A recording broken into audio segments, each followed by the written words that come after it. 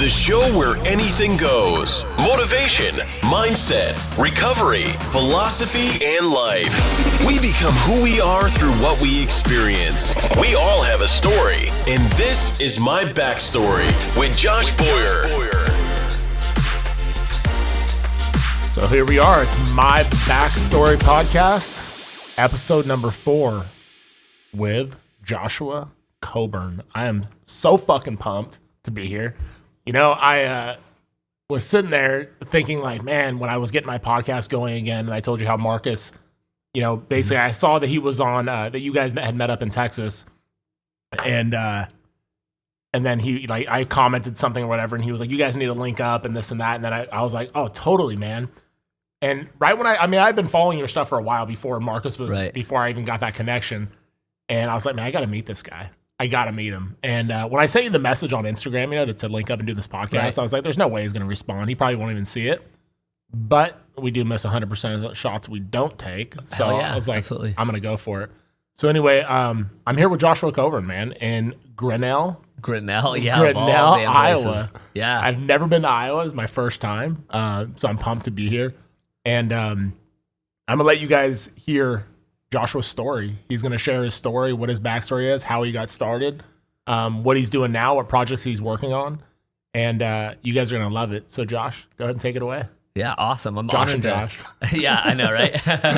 I'm honored to have you like here. Like, this is my space. Like, a lot of people are like, why in the hell are you in fucking Iowa, especially like Grinnell of all places? But you know, facts are facts. It's good living and nice people. I mean, you see, it's pretty remote, but goddamn, you know, it's 40 minutes to the airport, and you can be anywhere in the U.S. in 6 hours, so it totally pays off being here. So definitely, there wasn't a Starbucks or a coffee bean on my way here from Des Moines, you know, but not at all. And there's not one in town either. Right. Like, there's I'll settle for the coffee. I mean, the gas station coffee. It's all good. It's, you know, it's the best I can do, man. I'm not high maintenance. I'm sorry. Like, do you want me to order it in? Like, I could have delivery for you.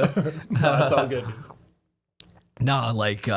It's crazy because, like, I mean, I grew up like 20 minutes from here in a place called Brooklyn. And usually, like, when people look at me physically and they're like, oh, where are you from? I'm like, oh, Brooklyn. You know, they're automatically like, oh, New York. I don't even notice an accent. It's like, no, it's Brooklyn, Iowa. Like, we're different. Like, and that's... to be clear, that's also what the Beastie Boys meant. They meant no sleep till Brooklyn, Iowa. Like, that's it. Truth. I didn't know that, man. No, it's all lies, but still. Nice. No, they were New Yorkers, man. That's what I thought. I was like, dude, am I tripping? That's awesome.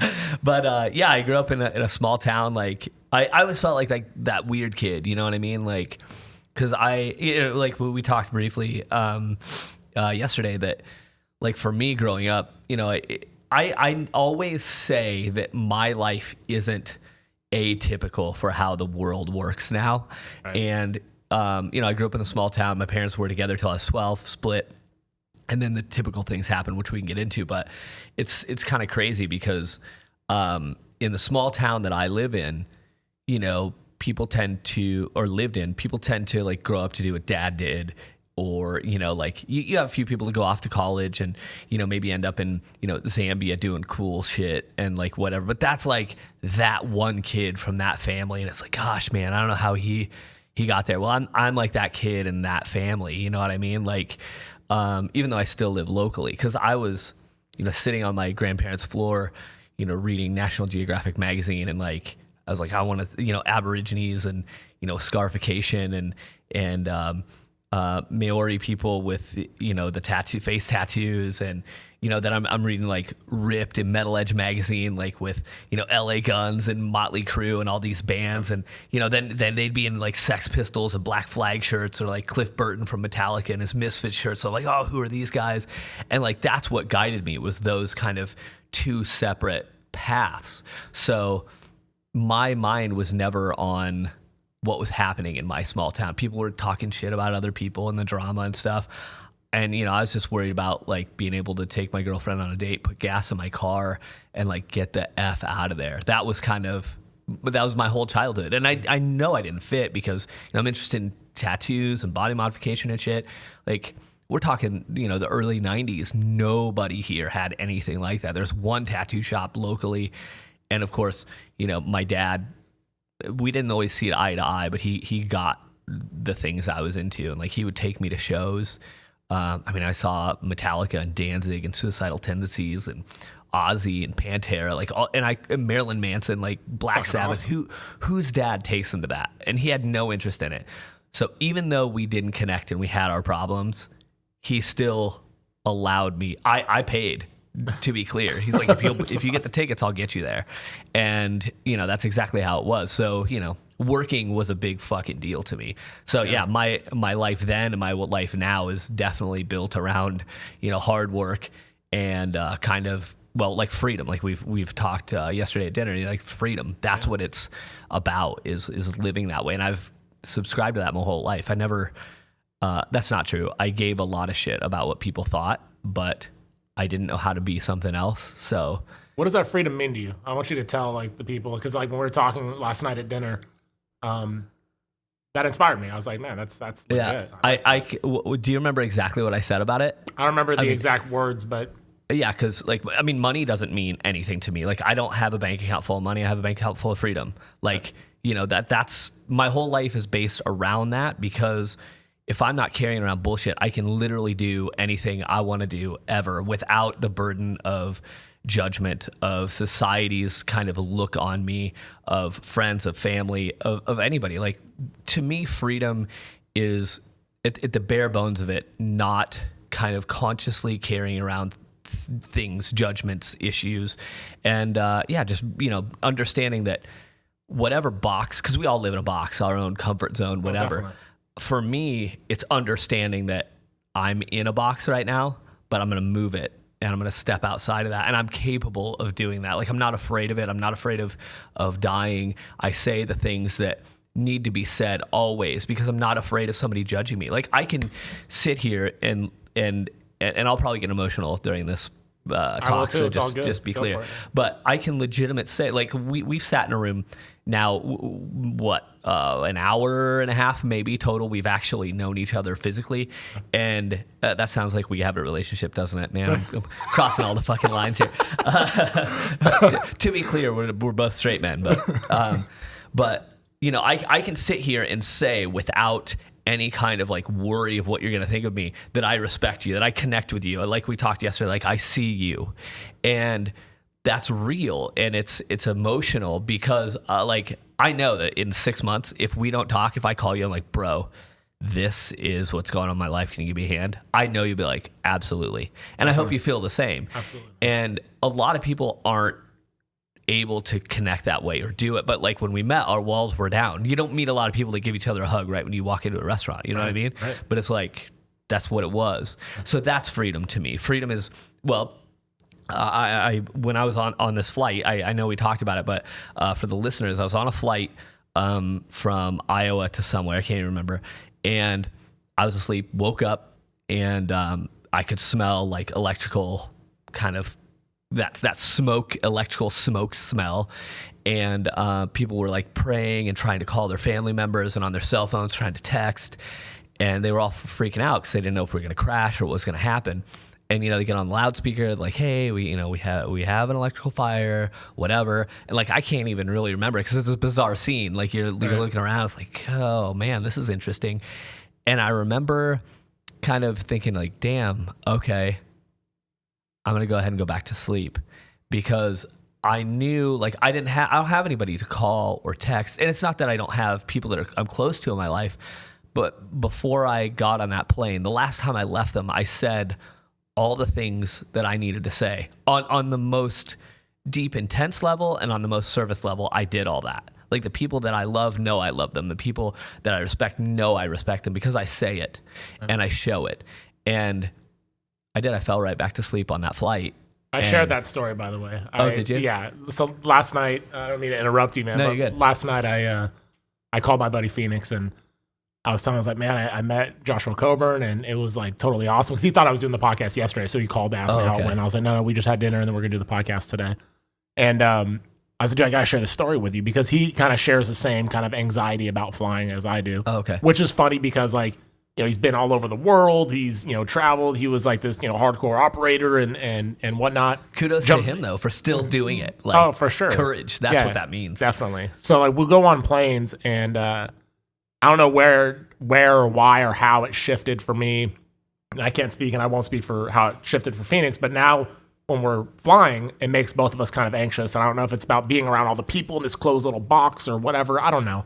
But it's something I'm working through. So I refuse to like allow myself to just, I'm not going to just stay in California because I'm afraid of flying. It's like, no, I'm going to fly more. Right. Yeah. Because I'm going to get over this stupid, like irrational fear of flying. Exactly. And so I shared your story with him yesterday and I got kind of emotional while I was telling him because I was like, like I left California and I didn't even kiss my wife goodbye. I kissed her on her arm before I left.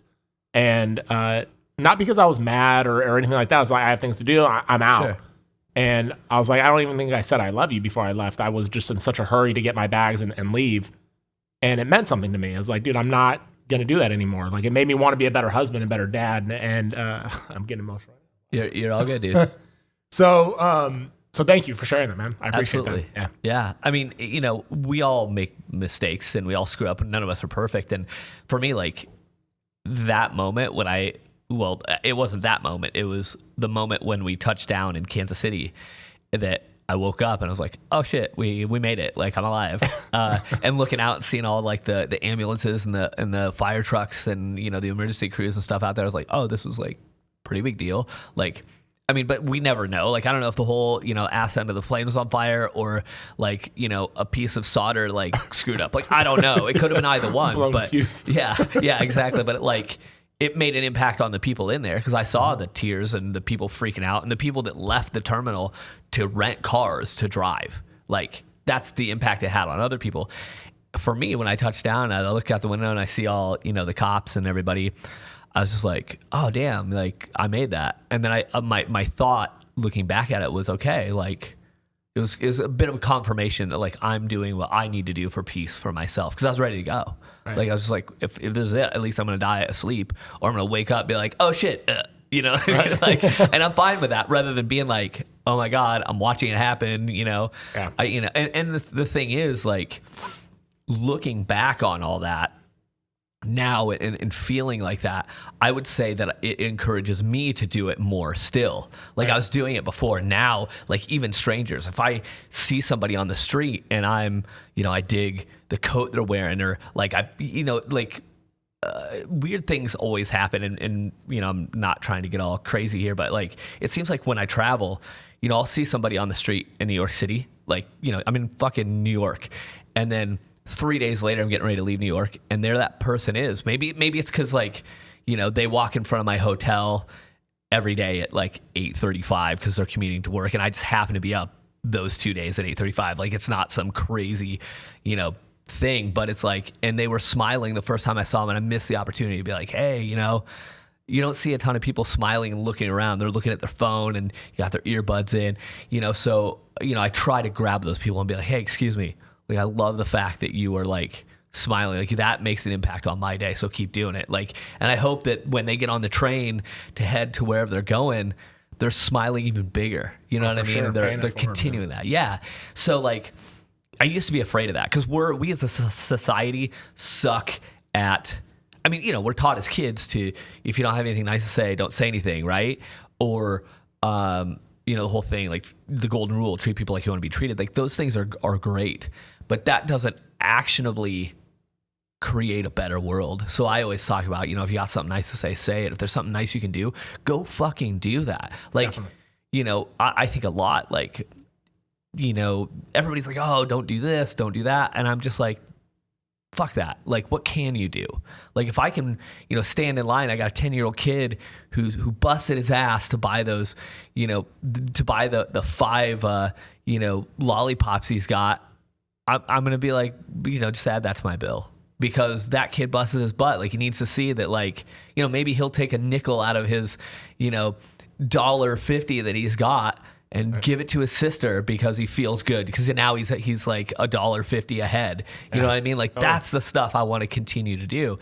And, moments like that flight really allow me that kind of peace. You know what I mean? Sure. And it comes from, I think, that freedom is that's what I equate to that, like having the freedom to be authentically who I am. And the number of people that come out to like speaking engagements or, you know, like I'll be in Toronto for the UFC fights here in December, and I had a dude who's just like, dude, I would love to meet you. I'd love to get you to Toronto to speak, whatever. Is there anything on the schedule? What can I do? And I'm like, bro, just keep putting it out there. We'll figure it out. Like, we're going to have breakfast when I'm there. Like 6 months ago, we didn't know. So like, it's so weird how the world works. So things like that happen. So the right people are attracted to you.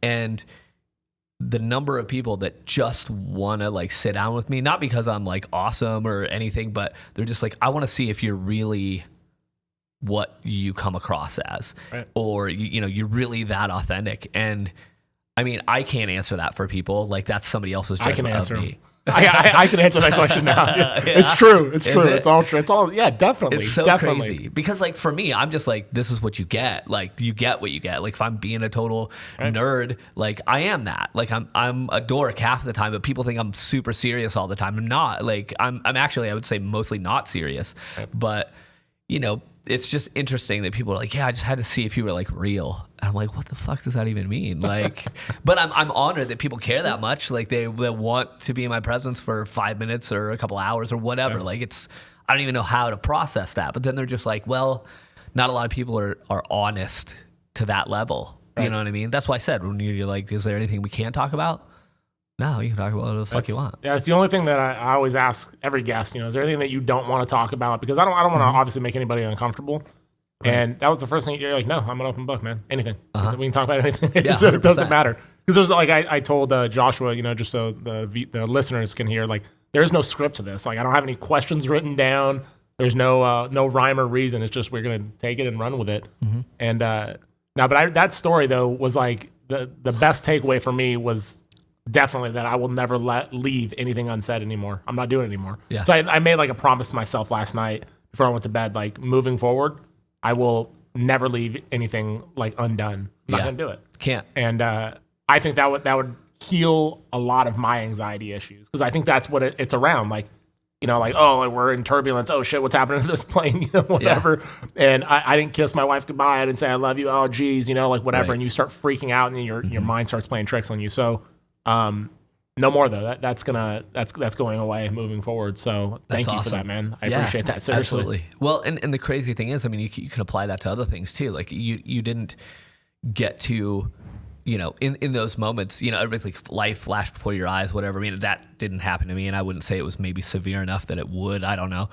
Maybe it's just not how it works for me. Right. But you know, it also applies in my eyes to like those moments, like, well, I never got to feed a giraffe. I fucking fed a giraffe last week. I got to drive a tank last week. Like, these are bucket list things that I'm just like, how am I here doing this shit? But it's like, if I want to do it, if I need to say something, I say it. If there's something on my bucket list, or, you know, I have this kind of passion to follow through with, I do it, because I'm not going to, in those moments, if I'm being attacked or if something's happening, or, you know, on a plane that's going down or something, I want to know that I did it. You know what I mean? And I'm 38 and I've done those things. And it's not because I'm awesome. It's because I set my life up to check shit off lists. Right. You know what I mean? And like, there's nothing that I wanted to do that I haven't done. I haven't made it to Peru yet, which I'll get there. I gotta hike up to Machu Picchu. Yeah, hell yeah. Have you been? I've never been to Machu Picchu. I've always wanted to go. There's a place, I'm pretty positive it's in Peru, the Blue Morph. I've always wanted to go and do ayahuasca. Oh, yeah. So Peru has always definitely been on my list, you know, and I've talked about it for years. I will do it for sure. Yeah, absolutely. Because it's just one of those things, man. Like, I won't be happy until I do. So. Exactly. Yeah. You know, and that's the other piece. Like, so many people get wrapped up, like, because I have conversations with people all the time, like, oh, you're always after the next thing, you know, be at peace with where you're at. And it's like, oh, bro, like, I couldn't be more at peace with where I'm at.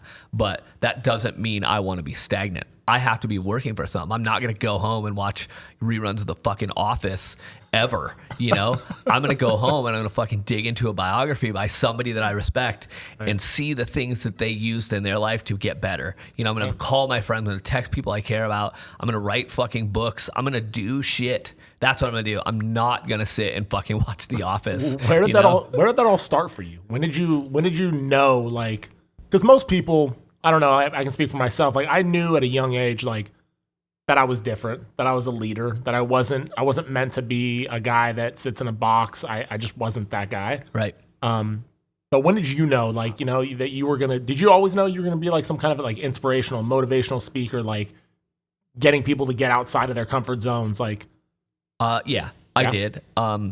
It's weird to even say out loud because, you know, I think it's weird for a lot of people to hear things like I'm about to say, but like I was in school, we had a Vietnam vet come through and, you know, talk. And at the time, well, let me backtrack. This Vietnam vet came in, he talked about losing his buddies, you know, the whole thing. And like I got it. Like I got what he was saying. I understood it, but I couldn't connect. I wasn't a Vietnam vet. You know what I mean? I haven't lost all my buddies. I didn't see my buddy lose his legs. Like, while I have massive amounts of respect for this gentleman and all service members for that matter, at like 13, 14, 15, whatever I wasn't there. You know what I mean? I couldn't connect with him. But I was like, while he was talking, the value he brought to me was that I could be like, oh man, while he's talking about seeing this in the after effects, I'm thinking, okay, I'm currently in this place where I'm pissed at the world because my parents got divorced and my life was perfect. I mean, of course it wasn't, but that's your view when you're young. And I held on to that for years. And I was pissed at the world about that. I was pissed about feeling different. I was pissed about being in a room full of people and feeling alone. I was all these things. So it made me internalize other things. And I'm like, okay, well, that I'm not alone, and I can't be alone in this, you know? And the thing that I equated it to immediately was like the dudes, like I love everything I do in life, like comes back to music, right? It's my biggest passion. And I remember like seeing bands like Pantera back in the day, and like there's nothing I love more than like those 2-minute speeches between songs. Like the songs were powerful, but to hear guys like Phil Anselmo or Henry Rollins or dudes like that, like really give you like that kick in the nuts. Like, you know, if you're out there fucking doing it, then you got my fucking respect. Keep killing it, you know? Like that, like 2 seconds, like that was what did it for me. I'm like, I can't fucking sing, but I can do that. And, you know, and if I can also kind of take my walls down and talk about this shit that I'm feeling and encourage somebody in that way, you know, I'll bet that someone's going to relate. But essentially, I had one teacher that got it, and she tried to hook me up with motivational speakers and things. And to be honest, I hated it. I appreciate all her help, but I'm not a tattooed Tony Robbins. That's not what I am. But that's who they were. That's what's out there. You know, they suit and tie. I get it. And, you know, but I'm not the guy who's like, yeah, thanks for coming out. You know, I got 14 books in the back. You should go buy them. Like, yeah, I write books, but I'm never going to be like, go buy these books because that's why I'm here. No, I'm like, come give me a fucking hug. When you leave here, like, tell me your damn story. That's why I do what I do. And back in the day, I was like, I would tell people, and they're like, what do you want to do? I'd be like, I want to get paid to be me. Like, that's it. And they're like, well, that's not a job. And I'm like, well, fuck off. I'm going to figure this out. And, you know, I left. I got a job in a factory because I didn't want to go to college. I didn't want the debt. And I hated it. You know, I got an apartment. Like, I was living like that small town life, which is fine for people that are happy with that. I wasn't. And, you know, I didn't know how I was going to do these things. I wanted to be an author. I wanted to travel the world, you know, write books, travel the world, and change lives. Like, that was my... And you're doing all of them now. Now, it took 20 years, but, you know, and that's the thing. Like, I just fucking saw it then. And I'm like, I have no idea how I'll get to the top of these fucking mountains. But honestly, it took completely crashing to do that because I believed what people said. You know what I mean? Like, people from... I remember specifically being told, people from here don't do those kinds of things. And I was just like, fuck, all right, I guess I'll get this factory job. Pays really good. And, like, I ascended the ladder fast, but... That's not what it was about. I fucking hated it. I quit. And I remember, I'll never forget it because my dad is very much like you know, you fucking take care of your bills. You pay everything on time. You know, uber responsible guy who drank a lot because he gave up a lot of his dreams. And, you know, that is something that's heavy to carry. And I carried it. And I remember, like, he took me to my job interview at the factory because he's like, all right, dude's going to get it. You know, he's going to fucking get this money. I worked there for a couple years.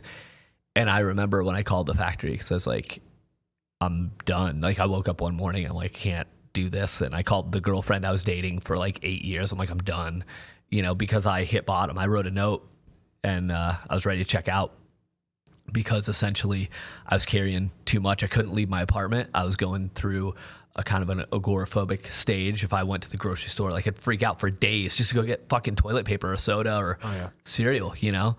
And the reason is I couldn't go over there. I couldn't have somebody tell me that I was a worthless piece of shit again. I couldn't hear that. And part of the reasons that was happening is because I was a heavily tattooed dude in small town Iowa that people looked at weird. I'd moved to another small town and, people talk shit. And I didn't know people were so fucking rude. And here I am trying to build my own confidence. You know what I mean? Right. And I did essentially the opposite. I made myself stand out like a fucking, sore thumb in the middle of, in the middle of all these regular quote people. And over the years, what's crazy is a lot of those people that gave me shit eventually came around and have since messaged me like, how are you living the life you're living? How are you doing what you're doing? And it's like, well, I believed you for a while, but when I hit bottom, I realized none of that mattered. And my job didn't matter. The girlfriend that I wasn't happy with didn't matter. None of those things mattered because it didn't contribute to my happiness. So now I had to go fucking dig that shit up. And I sat down right then and started writing and ultimately kind of ended up where I'm at now. So I guess the long story short is hitting bottom was the best thing to get me where I'm at today. That's when it truly clicked because I was always me. I couldn't not be me. I didn't know how to not be that. Right. But when I hit bottom, when I wrote that note was, I went to bed because my anxiety was so bad. It's like, you can't end your life right now. You got to go to bed. You've been home for like 90 minutes. That's what you do. That's your routine. Like how anxiety works. You keep the routine. You keep comfortable.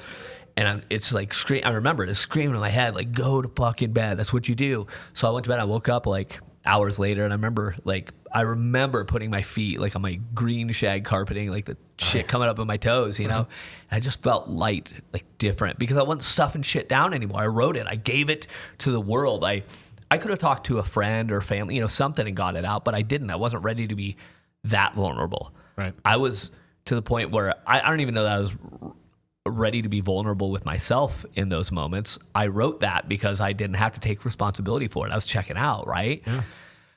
But to realize that I took all that off my shoulders, I wasn't stuffing the anger and the lack of confidence, lack of self-respect, lack of self-worth down anymore. I put it out there that this is all how I was feeling.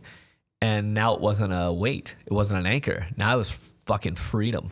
And that's when I was like, shit. I never took I was going to take responsibility for my death, but I never once took full responsibility for my life. And that realization was what changed everything for me. Because if anybody's like, oh, I can't, because I played the victim mindset. I'm like, well, fucking people judge me. That's why I'm fucking here. Well, you know what? No, like people are going to judge you. People are going to legit make you a victim. But there's a difference between remaining a victim and becoming a survivor. And I've met people that have gone through the identical situation and one has went one way, one has went the other. And it's a mindset thing. It's a healing thing. It's a forgiveness thing. It's a lot of things, but it's possible. And that's what I think we all have to realize is that, God damn it, no matter what we face, no matter what we've been through, still on us to make our life fucking great. It's not a boyfriend. It's not a girlfriend. It's not parents. It's not friends.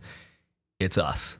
Definitely. So, and that goes all the way back to what we were just talking about. Like, if you're fucking hating your life and you're going home every day and watching The Office every fucking day and you're not happy with it, change it. If you're happy, watch the fucking reruns of The Office for the rest of your life. Great. But if you're not, change part of your fucking routine. That doesn't mean change your life today. That means change one little thing. Maybe you watch 2 episodes of The Office and you don't fucking binge and you write a goddamn paragraph on social media about how you're changing your life. Imagine the impact. We've talked about this. Definitely. That one thing, people will be like, oh my God, that's insane. You made this one change. And it's a big fucking deal to celebrate. Yeah. There's a lot of people that I don't think ever even come out of the that comfort zone of being honest with themselves. Right. And that's something we talked about at dinner last night, that I always felt weird. I always felt like I had friends growing up, you know what I mean? I was a popular kid. I played football, whatever, but I wasn't, I always knew that there was something different about me. I cared differently about different things, you know, Same. and I valued different things. I lived by a different code. And I had a lot of guilt and shame, I think, about the fact that there were some connections, like, you know, I don't talk to my mom. I barely talk to my dad. I don't talk to my brother or my sister. Right. And I had a lot of shame about that, you know, and it isn't even until recently that I started to just own it, man. Mm-hmm. It's my life. It is what it is, you know, and there's certain people, regardless of what society tells me that I need to do or that I need to have in my life, or I need this to be happy, or I need this to be feel fulfilled. That's all bullshit. Absolutely. You know, it is. I write my own script, you know, it's like my life can be whatever I want to make it. And if people aren't in my life, they're not in my life for a reason, right? You know, whether they be toxic or whether they just not, our energies don't align, you know, and that's perfectly fine. And so that's kind of the realization that I've been coming to lately of just being authentic, man, being real and being vulnerable and connecting with other people like you and other people that are willing to be vulnerable and just say, hey man, like, it's okay to cry. It's okay to let it off your chest. 'Cause I tell you what, man, that's the most, for me, that's what freedom meant to me, was the willingness and the ability to just own your bullshit. Mm-hmm. Own whatever it is, be whoever you are, and don't let somebody else or other people or society or whatever you see on the media, don't let that define you, man. Absolutely. Because it has nothing to do with what's going on internally, you know? Right. And that's where I felt the most at peace with who I am, is like just being who I am. And that's it, you know? For sure. Take it or leave it. And you know, coming back to that word freedom, like when you can, you know, everybody's like, you know, there's nothing better than like being alone in your room with like your music and, you know, I can just be me with no BS. And it's like, you can step outside that fucking door and you can do that too. Yep. It's scary. It's terrifying because then people are going to say things. People are going to judge you. And you know, there's fear associated with those things. But you know what? Just because people say it doesn't make it true. And once I realized that, it really changed everything. And you know, that word vulnerability, that's scary because people automatically are like, vulnerability equals weakness. Bullshit. Vulnerability equals strength. Right. And the reason that that's the case is because you know how scary it is to be real. Like, I'll fucking dig, like, let's open the closets, let's dig out them fucking bones, let's do it. Like, you know, a while ago, kid asked me, and I'd never talked about it publicly, he's like, hey, you know, you talked about, you know, your family struggles with alcohol, have you ever struggled with it? And I'm standing in front of like, you know, 1,200 kids in a school. I'd never once talked about it publicly. Right. And I was like, you know what? Yeah. And, you know, I had to take a deep breath, but I said it. And it was crazy because it was weirdly liberating. And like, I didn't, you know, go completely off the deep end terribly. But, you know, it was like, I just basically reenacted my father's, you know, patterns in the moments that I saw the same things that were occurring in my childhood. I watched him do this. So I did that in the exact same. It was the weirdest thing. Like, once I realized it, I'm like, oh my God, what the hell? And I changed it. But it was that moment of like, okay, this is something I haven't taled about. Fucking let's grab them bones, let's pull them out. Yeah, there's so much healing in that, dude. Oh, like letting it out, dude. Like, and I think that, you know, for me, getting rid of, like, speaking of alcohol, like, I stopped drinking last January, so it's almost a year. Right. And congratulations, by the way. Thanks, brother. So I felt like my anxiety and agoraphobia and all those other things were like coming to the surface more. The fact that I wasn't drinking. Right. And it was like I was having to slay demons that I had never, ever had to deal with before. And I was like, man, is it because I wasn't lubricated anymore? I had nothing to block any of that shit. Yeah. So emotions, all these other stuff. Like, dude, I've been crying more lately than I have my entire life, you know? And it's a trip, you know? And I think there's a lot of, to me, that's therapy. Sure. Talking about it, getting it off my chest, and just owning it, you know, being like, yeah, it is what it is, man. There's so much strength in that too. Sure. Like, you know, and that's the thing. Everybody's like, oh, they're going to think, well, oh, who cares? Number one. Number two, now nobody can have leverage. When I talk about stuff like this, people are always like, man, you should run for office. Nobody can pull anything out. I'd be like, I would hold a press conference to talk about everything in my past and then announce that I'm running, because then no one could talk any shit. They could be like, well, he's a nice dude and this is his stance.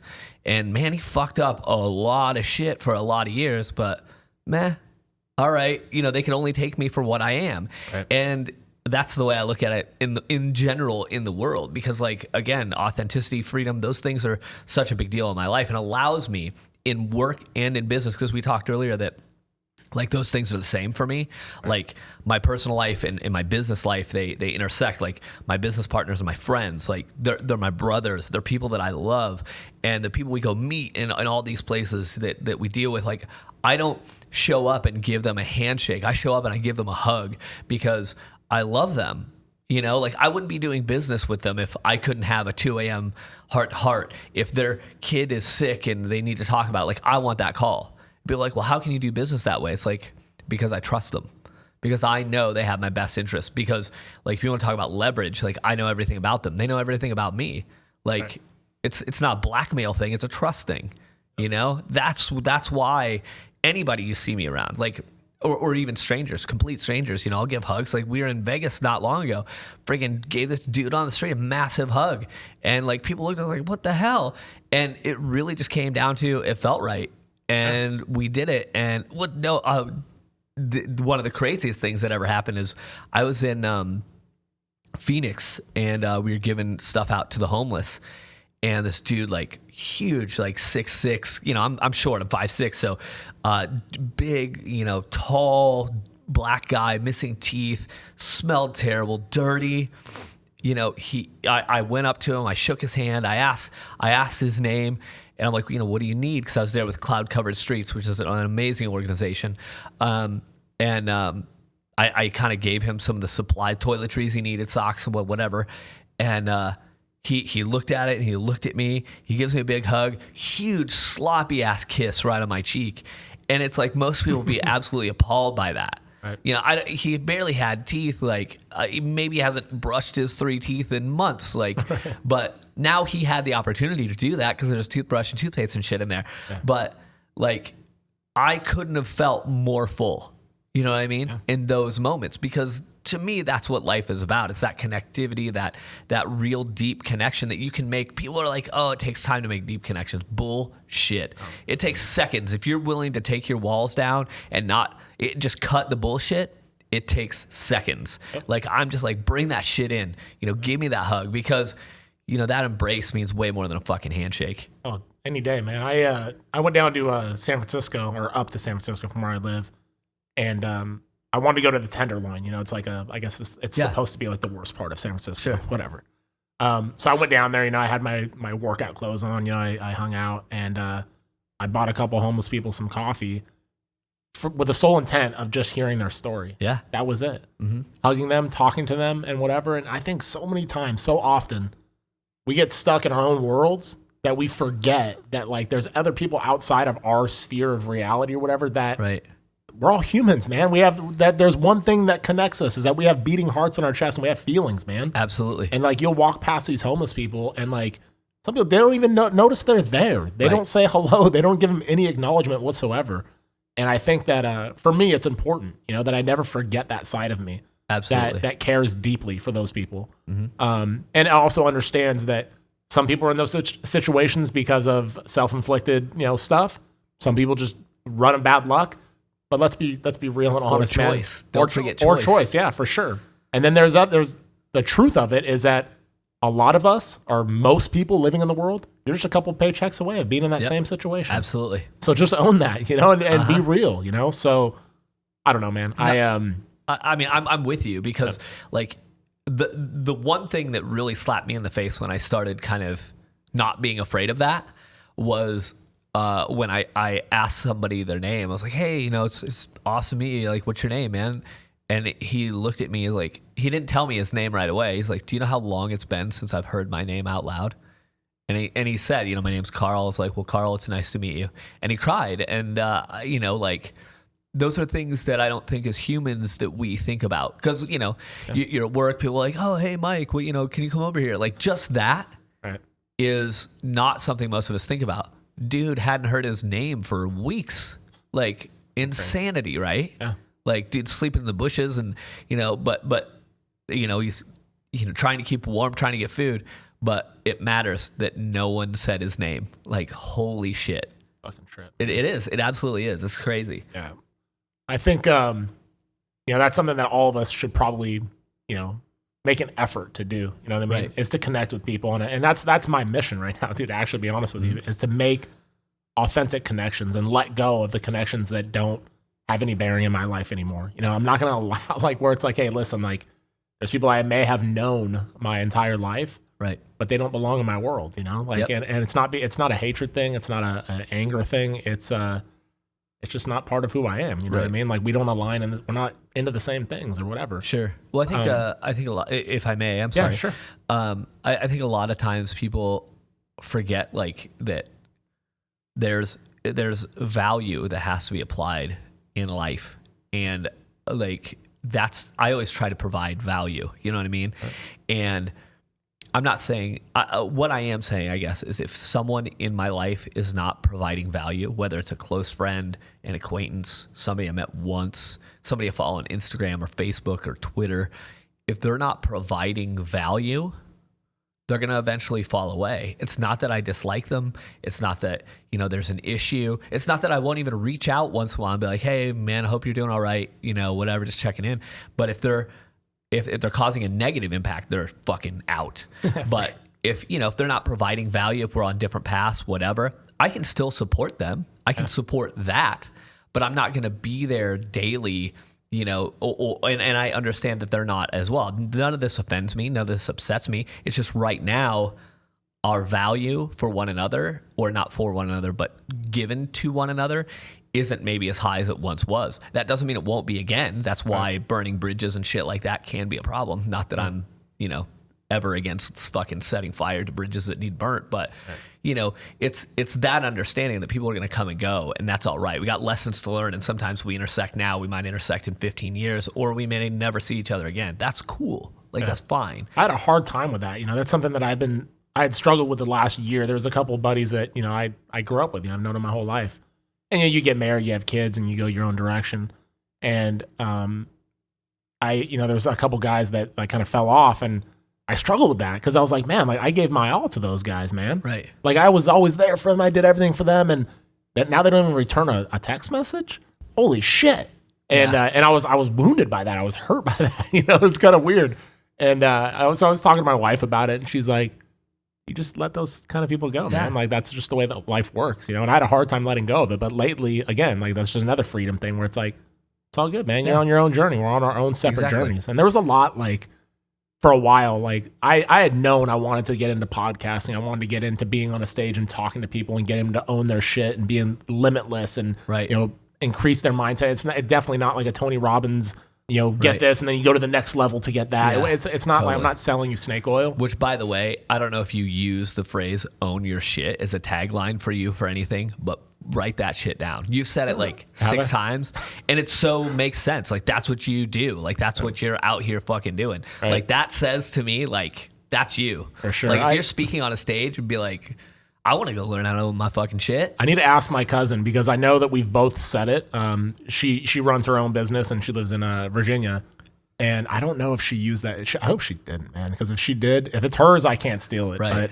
But I'll have to check on that for sure. So but I have said that a couple times, so for sure. No, you're good. I didn't mean to that's all good, man. You. One of the things that I struggled with, though, with the whole past thing, of letting go of certain people in your life. The other thing I struggled with was that I knew that what direction I wanted to go, but I was still fearful of the judgment of people judging me for who I was in the past. It's like, yeah, I was a total angry asshole. I fought a lot of people. I drank a lot. I did a lot of stupid things.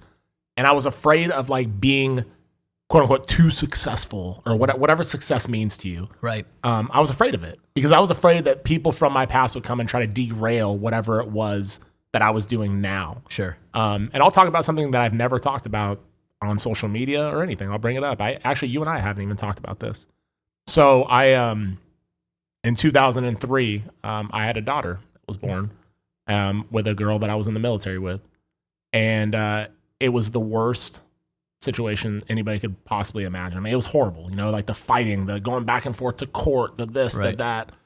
A couple years had gone by. I think it was in 2005 or so.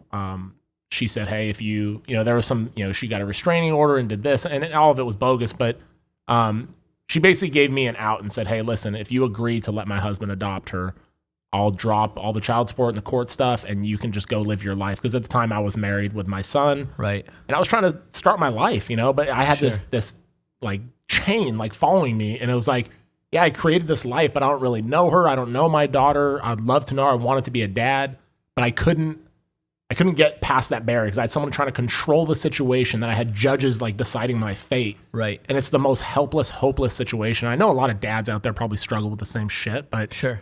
Anyway, so I agreed to it. I signed a stipulation and I agreed to it. And then I saw my daughter a couple times after I got divorced, and we reconnected. I saw my daughter a couple times, and I just, something inside of me was telling me it wasn't right. There was something that wasn't right there. Her mom was plotting something, was doing something. I didn't feel right. My gut was telling me to run, like get away, because this is gonna end badly. Right. Well, 10 years goes by, and she reopened like a child support case, and they told me I owed her $250,000. Wow. Because she never did the adoption. She changed my daughter's name. She did everything to make everyone around believe that the adoption had taken place. Right. And I was only going off my own experience. I didn't have an attorney when we wrote that stipulation. I was unrepresented. I didn't know. I was just doing what I thought was best for my family at the time. Absolutely. Which was to get drama out of my life and just to move on, no matter how bad it hurt. Right.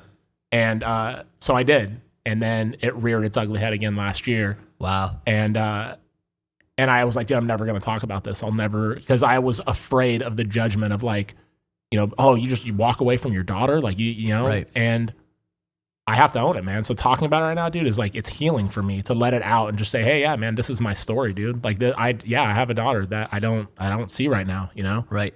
But I also have a wife and 4 amazing sons that are definitely a part of my life. Right. And it's not that I have any hatred for my daughter or anything like that, dude. It's just that sometimes as a man, you have to make decisions that are uncomfortable. Mm-hmm. And that was one of them for me, was making the decision to say, hey, listen, I'm going to stay away for right now. When you're an adult, we can like reestablish something if that's like, if you're open to that. But for right now, I need to focus on what's in front of me. Right. Because I know along with my daughter comes her mom, and that's just drama I can't have, Right. And so I was so afraid, like even doing this podcast, I was so afraid to like get started with a podcast or do anything, because I was like, my mom, because my mom and my brother are all part of that. Right. They're all interconnected with each other now. And I was afraid that they were going to come and, try and derail whatever I was doing. Like, oh, this guy's a fraud, or whatever. And they might. Yeah. And that's all good. I'm okay with that now. Yeah. And I think talking about it and just letting it out right now for me is like, okay, liberating. It's right? out, dude. Yeah. That skeleton's out of that closet. You know what I mean? Mm-hmm. And people will judge me for it, and that's okay. Yeah, big deal. Like they don't know what path you had to walk to. Like we make decisions based on what we know at the time. They may not be the right decision short term. They might not be the right decision long term, or they may be the best decision you could have ever made for both of those situations. Right. But I mean, I could judge you for it if I wanted to, sure. Right. But what value does that provide to me or to you? Right. What that does is that takes away time of my life when I can apply to other things, and I can support you in the good that you're doing. Right. And I could be like, oh, that's so shitty. But, I also get that we carry certain things, like you said, decisions that have to be made. They're just what they are sometimes. Yeah. And now, like for me, people are always like, why do you do what you do the way you do it? And if I'm being completely honest, the reason that I did this kind of where I'm at, other than, keeping my own head above water, because I'm swimming in the same ocean everybody else is, like we were talking just about the homeless and other people, travel all over the world. Guess what? People want the same shit. They want to take care of their family. They want a roof over their head. They want to be safe, and they want food. I want that too. And, we all want that happiness. And the drive for me was to work for happiness. The quotes I put up every day, the encouraging words, those are things I need to hear to keep my head above water. And if I can grab people along the way and bring them up, I'm going to. But facts are facts. Growing up, I had a dad who was hard on us. I grew up real early. I had responsibility real early. And I was different. I couldn't connect with him. Like I saw him doing things with my brother and, all this. And I felt alone. I felt different. I was a fucking black sheep. And, this maybe wasn't, something that anyone else noticed. It was just, could have been all me. I don't know. Yeah. But all I ever wanted to hear, like from my dad, is like, I'm really proud of you for what you do. And, it's crazy because I didn't hear that. I heard I love you. But you know how it is. It's like that word. I need that phrase. And I busted my ass, like small town kid, fucking sitting on Fox News at the desk in the studio. I'm looking around, I'm like, motherfucker, my dad is gonna see this shit. Like I knew he fucking watched Fox News. I'm like, about fucking time. You know what I mean? Here I am. I reached that apex in my dad's eyes. You know what I mean? I did fucking MTV, VH1 shit, like all this stuff, but that didn't mean anything. Fox News, though, that's what dad fucking watches. And here I am, being an expert and all this shit. And I fucking do it. And, afterward, I fucking call him, like, as soon as I'm done. And I'm like, yeah, I did this. And he's like, wow, that's pretty crazy. Like, you were in the studio. I'm like, yeah, I was. I'll show you the pictures, like the whole thing. And, it's really interesting because after it aired, I'm like, yeah, did you see it? And he's like, no, I missed the episode. I didn't watch it. Ouch. And it's like, got it. At that point, I'm like, I realized that was fuel to get me here. Right. And it's okay. It was fuel. Because before I'm like, oh, I just fucking daddy issues, trying to get there. But I realized, if I didn't have that, I don't know if it would have been something else. You know what I'm saying? Right. Now it's something else, which feels good because now I know I'm capable because I did it. So that fuel was good. And it's funny because my dad had never even seen me speak. And, I talk a lot about my childhood and how shit sucked. Yeah. And I get it. Parents do the best we can. No matter how, if your kid has fucking everything, they're going to hate you for something. If your kid has nothing, they're going to hate you for that too. There's no winning. We all have something. Parents just do our best. I get that. And I had to talk about my fucking childhood in front of my dad and my mom. They both came to a speaking engagement, public one, which I never really do. And they're in the audience, and I'm looking right at them, and I'm just like saying it. And I'm just like, because I can't change it. I can't fake it. Right.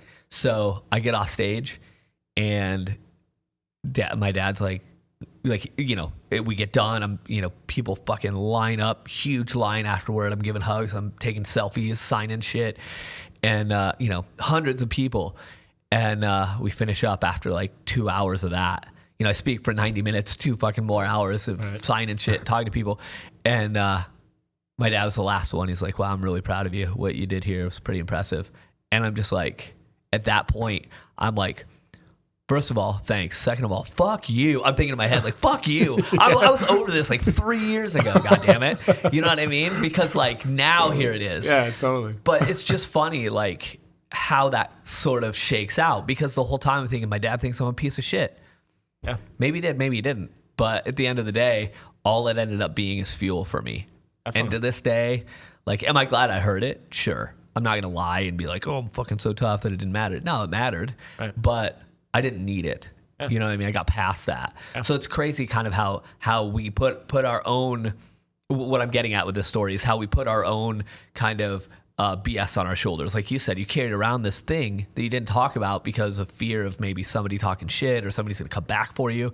You were carrying that. Yep. Nobody else, they probably didn't even think about it. Right. And, now you're, it's the same thing with like, people carry around hate for other people. Like, oh, you spited me when I was in 3rd grade because you fucking pissed in my Cheerios. Like, all right, you're going to carry that for 30 fucking years? Yeah. That kid doesn't even remember that moment. Yeah. And that was the whole thing is I hated her mother for like the whole thing that we went through, There was a lot of hate there for sure. And it isn't until recently that I let go of the hate. I mean, there's still like, it's not a hatred. It's like, you don't belong in my world. I don't want you in my world because it doesn't suit me or my family. So it is what it is. Absolutely. And I think like you saying like running for office, that's what made me think about it. I was like, I got to get this out because you were saying like, yeah, I should run for office because there's no skeletons in my closet. Right. And I don't want any in mine either. None whatsoever. Because everybody can look at you on social media, which is most of it's, I'd say it's bullshit. It's like, you're only seeing a portion of stuff out there. You don't know the real backstory of like everything that happened. And so just letting it all out there and being like, dude, I am who I am, dude. This is me. And do I have my flaws? Have I made piss poor decisions? Have I done things that I'm not proud of? Absolutely, man. And that's the thing. Owning that is huge. Like, people are always, to your point, let's talk about social media for a minute because like, my following on social media is interesting because like to the point you see like what's the quote you see all the time? Like, don't compare yourself to people on social media because all you're seeing is their highlight reel, right? Right. But like my page is not like that. You see my highlights because I'm fucking feeding giraffes and driving fucking tanks and in the Netherlands meeting my heroes. Like, fuck. Like, I'm going to share that because I'm stoked about it. But what you're seeing every day for me is me keeping my head up. Like, the quotes that I write every day are there to be like, hey, bro, like, keep your head up, stay focused. Don't let this, if I'm talking about anger, it's because maybe I woke up angry. And I talk about those moments because, like, I'm predisposed to that. Like, it used to be every day I'd fucking wake up in a rage, you know what I mean? Just be, like, literally shaking, pissed at the fucking world. And it's like, why? Well, because the world was fucking against me. Well, facts are facts. Nobody gives a shit about you. Like, no one. And I can choose to be pissed about that, or I can choose to find value in myself and change that. So this, what you see on social, on my page, is me providing value, of me building myself up, of me making my world better because it's not perfect every day. And like, I went through a divorce a couple of years ago, and so many people later were like, well, like, I didn't even know. And I'm like, that's the key. You didn't know. And it's not, I mean, I could have went on there and be like, fuck, my life sucks and I'm getting a divorce and, this is hard. And, facts are facts. My ex-wife didn't do it either because she's a strong, amazing woman. End of story. Like, I don't have anything to talk shit about. She's out there being a good mom, taking care of what she needs to take care of. I did the same. People didn't know because I'm not going to spill my guts about that shit. But what they saw, if you go back to that time period, you'll look at every quote I posted, every video that I talked about certain things. I talk about very specific things because I would wake up pissed, or, I was going through these emotions. I would talk about the emotions. I wouldn't talk about, the cause. I would talk about the effect and how I was addressing that effect for a different outcome. Right. And I think a lot of times what people kind of get stuck in is they're bitching about the cause. They're not sharing any kind of, they may be sharing, they'll bitch about the cause and they'll bitch about the effect, but they're not providing a solution. They're not going anywhere beyond that because they're stuck in that negative cycle. Right. That's okay. But I'm going to be there to remind you, if you're stuck there, that, like, look, I can do it, and it's not pretty all the time. And if I can, you can. I'm human. I'm flesh and blood, just like everybody else. So if I can, practice my happiness every day, no matter how hard or challenging it is, so can you. So no fucking excuses. Get off your ass and go practice that happiness. For some of us, it's every second that you're reminding yourself and you're practicing that happiness. Some it's 5 minutes. For me, it was every second. Then it was 5 minutes. Then it was an hour. And then it was half a day. And then, holy shit, I could do it for a week. I could be pretty happy for a fucking week. And then a month. And then a year. And now, like, I have down days, but fuck. Like, I got up this morning. I'm fucking stoked. And I think that's why people, when they look at social media, they see, like, it's like you're posting positivity. You're posting things like, get your shit together, get off your ass, get moving. Like you said earlier, man, it's fucking value. Like, why am I going to post, like, the negative shit? Like, when I'm posting positive things, like, even for myself, when I post something positive, I'm letting you know about my struggle. These are my struggles. And a lot of times the shit that I'm posting, I'm taking my own advice or needing to hear that same advice. 100%. And so 100%. That's why, like, I'll post it because it's like, I hope that it brings value. And like we talked about me doing the video, I very rarely will do a video because I geek out in front of a camera. And I just feel weird because like you have to be like, it's kind of weird. Like, people think, oh, you can't like take a video of yourself. It's like, I have a very hard time with it. And I think a lot of that's because oh, dude, how do I look? Like my speech isn't right or this or that or the other thing. But real quick, the way I cure that, one take. Doesn't matter how much I fuck it up, it's one take. I fucking love it, dude. Yeah. Anyway, go ahead. That's the new challenge. I'm gonna start doing that. The new challenge is the fact that when we're done with this, we're doing a video for my page together, which I almost never do. Fuck yeah. so yeah, I posted that video and I was talking about the stigma of mental health and stuff like that, and it's near and dear to me. And I talked about it, and I felt uncomfortable in front of the fucking camera doing the video. I probably did 5 or 6 takes, and I posted it, and the feedback that I got on that video. Made it all worth it for me. It's crazy, isn't it? Even if it's just one fucking comment saying like, dude, I needed to hear that today. That's enough. Yeah, that's enough for absolutely. me. It's like, it's what fuels my fire, what gets me going. 100%. And I think that's the difference between, like you talked about with like being a tattooed Tony Robbins or being like a guy who's selling snake oil. Like, oh, this is all bullshit, you know, this, because you're going to have haters out there, you know what I mean? And you're not doing something, you're not doing it right if you don't have haters, right? So it's like, you're going to have haters that hate on what you're doing, and it's because they're stuck in their own bullshit themselves, you know what I mean? And those are usually the ones that are hating the most, are the ones that aren't owning their own shit, you know? 100%. So that's just my... No, and you're right. I see it too. And, excuse me, what's really crazy to me is to your point, that the proof is kind of in the pudding, that if you're willing to be vulnerable and you're willing to put good out, the amount of good you get back is ridiculous. But if you're putting shit out, you attract shit. Like, for sure. I mean, that's just how it works. And anyone who thinks differently, try it. If you don't think that that's the truth, try it. Fucking, I'll challenge you to that. Like, get out there, suck it up, take a couple bricks out of your fucking wall that you got up, say some things that scare you, post something that freaks you out, connect with somebody publicly that you never thought you would, and see what the fuck happens. Definitely. You know? Because like you said, that one video, like I get messages too, and I mean, what blows me away still, I don't know how to process it to this day. I can't. And I don't mean to trivialize anything. I just don't know any other kind of way to say it. But the first time I ever heard someone say, wow, you either saved my life or you changed my life, like, I can't wrap my head around that. Like, I don't know how. It's too big. It's too grand. It's too... it's like talking about, like, the universe and how we got here. Like, I can't... You know, I can only like get so far down that road before my mind's like, what the fuck is happening? And to get those messages, to see people like, I wouldn't be here, you know, soldiers, or especially soldiers, but, you know, just people from all over the fucking world, from Germany and Italy and the UK and you know, Oregon. And I'm just like, holy shit. Like, thank you. But I feel like even me saying, you know, thank you, I appreciate you, because, and I tell them, like, messages like this do keep me going, much like you. But I don't feel like that's enough to like say back to them. Like, I don't know how to like give that back, because I don't think people that say that to me realize what they're giving me. Oh, it's like a huge impact. Sense? Yeah, totally, dude. It's like the impact that they're making on your life just by like acknowledging that you like inspire them, or you like change their life or save their life.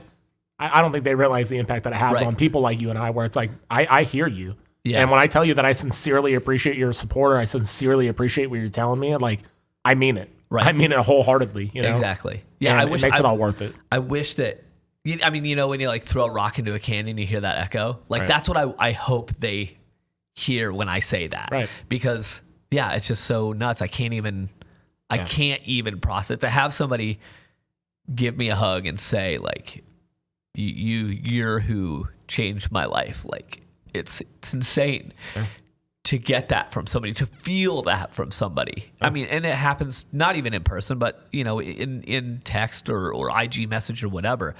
And like, I was you once. Like, the people that saved me were fucking Nikki Sixx and Henry Rollins and Phil Anselmo and all these people that wrote songs, you know, fucking Agnostic Front and, you know, Hatebreed. That's like, I say that to them. You know what I mean? I say that to fucking Jamie Josta, like, dude, without fucking hearing certain lyrics, you know, I would like, that gave me the fuel. But I can't process that I'm that to somebody. Right. Like, I don't know. I can't even. But that's how you know you're in your passion, though. You know what I mean? Because it's something that moves you, you know, to tears when you think about like the way the responses that you're getting. It's like, that's what that's your fuel, right? And so that's, for me, that's how I know that I'm doing what I'm meant to do. You know, like, and I told you, like, coming out here to Iowa. Even someone asked me the other day, like, dude, you're going to Iowa for what? And I was like, to do a podcast. Oh, were you like getting paid?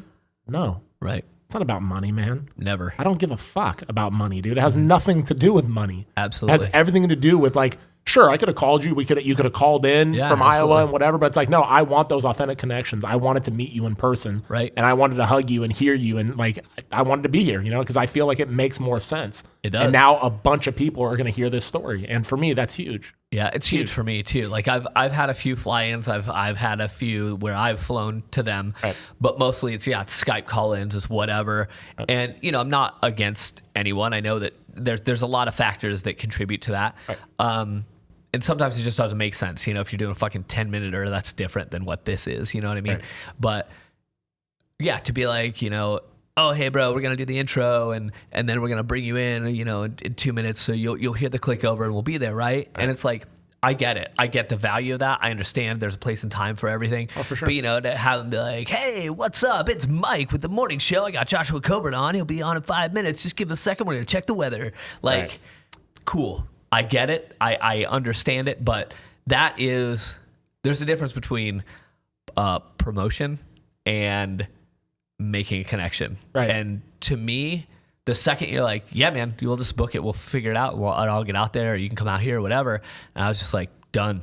Fucking, you know, it didn't matter to me how it worked out. I just knew that like somebody that's committed matters. Like I know what that means. So I appreciate that hugely. Definitely, I get man. that. I wanted to put my money where my mouth is. You know what I mean? Sure. And that's kind of where, and like to your point, there's nothing against people that have podcasts that people are calling in. If that's what works for you, that's all good. I'm not hating on it at all. I just feel like for me, because multiple people have asked me like, well, dude, like you know you can have them call in, or you know you don't have to like fly here or fly there or whatever. It's like, no, that's what I want to do. Right. Like I want to commit to what I'm doing, you know, and I want to meet the people that I want to meet and that are going to be on the podcast. That is. And let's be honest, in my opinion, the greatest podcaster of all time is probably Joe Rogan. And he's not fucking calling in. No. Motherfuckers are showing up. Yep. And I get it why they are now, but people are going to look at you in 5 years and be like, yeah, I get why people are showing up. But right now they're saying, I don't get it because you're not there yet. You will be. Yeah. And fucking people will be like clamoring. And that's just how it works. Yep. But you know, all about perspective. You got to be fucking ready to take on the haters first. For sure. Absolutely, man. So what are you working on now? Like what's your current projects and where are you going? You know what? 2019 is going to be filled with travel. I have a lot of things, a lot of adventures I'm going on, a lot of bucket list shit that I'm doing with people that I care about. So you'll see that. My goal is to up my fitness game a bit. I have some personal goals to that end. I mean, I have enough stuff for another book, but I'm not ready to do that yet. And your book's they can go on your Instagram, right, and buy your book. Right? Yeah, it's the link in the bio. You guys I'm sorry to interrupt you, man, but they have to buy that book. Yeah. I mean, honestly, like, I read it on the plane over here. Sure. You know, I mean, it's just one of those books that, like, you can pick up and you can read it in, you know, a 4-hour sitting or whatever. Right. I'm a slow reader, so if you're faster, you probably read it in 2 or 3. Who knows? Yeah. But there's a lot of value there. You know what I mean? Thank and you. There is a lot of, like, motivation. There is a lot of, and it's like, common sense isn't so common sometimes. And sometimes you need to hear some things that are commonsensical where it's like, dude, just do it, man. Right. And we in life generally tend to overcomplicate things. Life is real simple. Like I said, anywhere in the world you go, doesn't matter if people are living in fucking mansions or they're living in shacks. We want basically the same thing. I'll promise you the person who's living in the shack is less stressed and has the things they need than the person who's living in the fucking mansion. And, you know, at the end of the day, we all need to hear certain things to kind of continue to get through, to know that you're on the right track. And, you know, common sense wise, I mean, it's really about understanding that, you know, when we've overcomplicated our life, sometimes just hearing, like you said, go fucking do this, tell somebody you love them, make that phone call, you know, step out of your box, sell your fucking mansion if you're stressed. Like, who cares? Well, you're going to let people fucking judge you over that? Yeah. Like, success means a million things. It means you have more money in the fucking bank and less debt. Like, you're more rich then. People just don't see it. Like, if that's the shit you're concerned about and that stresses you out, fucking end that shit. Simple. Like, success looks and feels different for everybody. People are always like, Josh, you're so successful. It's like, in what way is my question to them. The fact that I got up this morning and I put smiles on faces and I have a smile on mine, that's fucking success. I don't care what my bank account looks like. I mean, I do care because I want freedom. I want to do things. Right. But that's much less important than the smiles that I'm creating and the smile on my face. Because first and foremost, those things aren't happening. I'm not happy. So I'm not going to do what I need to do. So I guess what I'm getting at is we overcomplicate a lot of things. The book, Shit That Needs Said So You Can Kick All the Ass, is really shit that needs said. Like, that's it. It's a kick to the damn nuts to be like, oh, fuck. All right. You know, it's those things that you've been waiting on, and no one was there to kick you in the nuts and make you wake up a little bit. And that's all it is. And it's things that I needed to hear. So that's why they're in there. For sure. So I had a football coach growing up or in high school, an amazing guy. And he used to, I mean, we all experienced whoever played for him, but he would grab your face mask and you had this whistle and he would hit you on the helmet with it. And then I don't know if you've ever been hit on the helmet with a metal whistle, but it like rings in your ears and it sucks. So he used to grab your face mask with his whistle and he would say, stick to the basics. Stick to the basics. And it really what he was saying is like you're overcomplicating something that isn't so complicated. You know what I mean? Like stick to the basics and you'll be fine, you know? Yep. And you can apply that in all areas of your life. Absolutely. Totally. Well, that's it. Like in America, we get so consumerist focused, so material focused. And like if people are always like, oh, you know, what do you drive or where do you live? I'm like, I don't live in a fucking massive, I live in a duplex in the old people part of town, so it's fucking quiet. So my cat doesn't flip out because of extra noise. And if you walk in my front door, you'll be like, oh, dude obviously lives here. As you progress into the dining room, you'll be like, oh, he doesn't have a whole lot of shit in here. As you pass the kitchen and get back to the back office and bedroom, you're like, fuck, does anybody live here? Like, this is weird as hell. Because I don't have a lot of shit. Like, the things I do have are very small because if I need something to trigger a memory, I don't need much. And it's generally something that was gifted to me. And that's it. Like, I don't need things. And it's because if I choose to up and leave, like, now I got to fucking worry about movers and packing shit. And if something gets broke, no, that's all bullshit. Like, I'll fucking leave tomorrow and I'll take like 5 things with my cat. I'm out. Like, because it doesn't matter. And it's simple. People are like, how can you do that? You earned all that. It's like, the only thing I'm going to take with me is my memories, man. And those ain't even going to stick. So on my way out, that's the shit I got to earn. That's what matters. And that book is really about getting out there and making those memories, making those connections, and fucking remembering that you can goddamn do it. Yeah, for sure. And that's kind of like, I've learned that a lot lately with my wife, because she's very much that way, where she doesn't like to hold on to shit.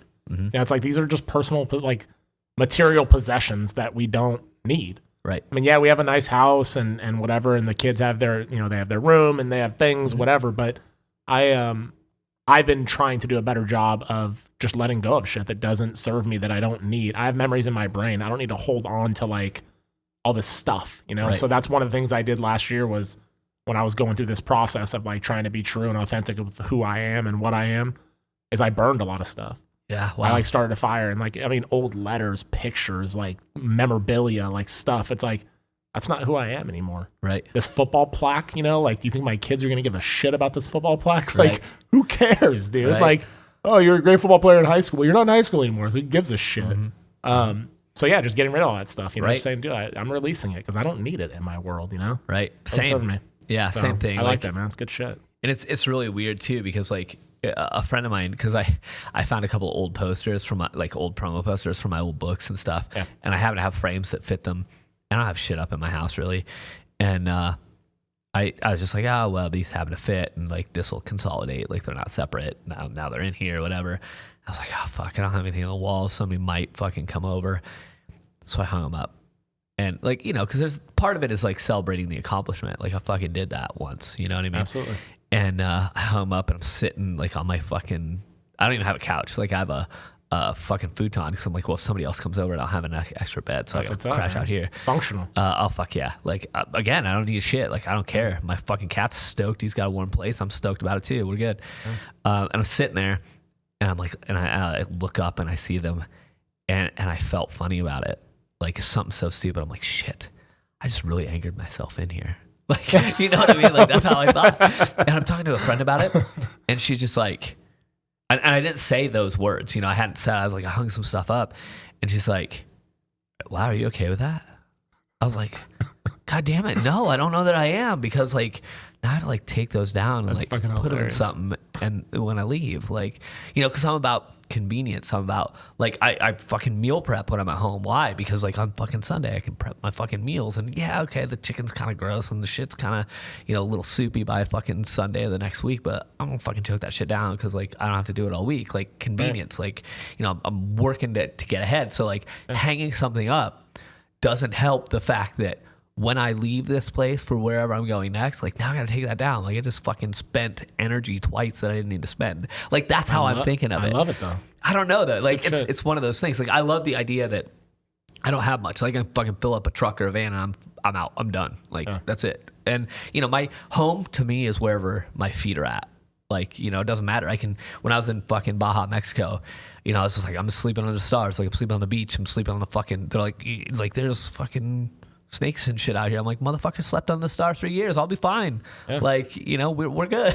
We need to get back to that, man. Dude, well, you know what?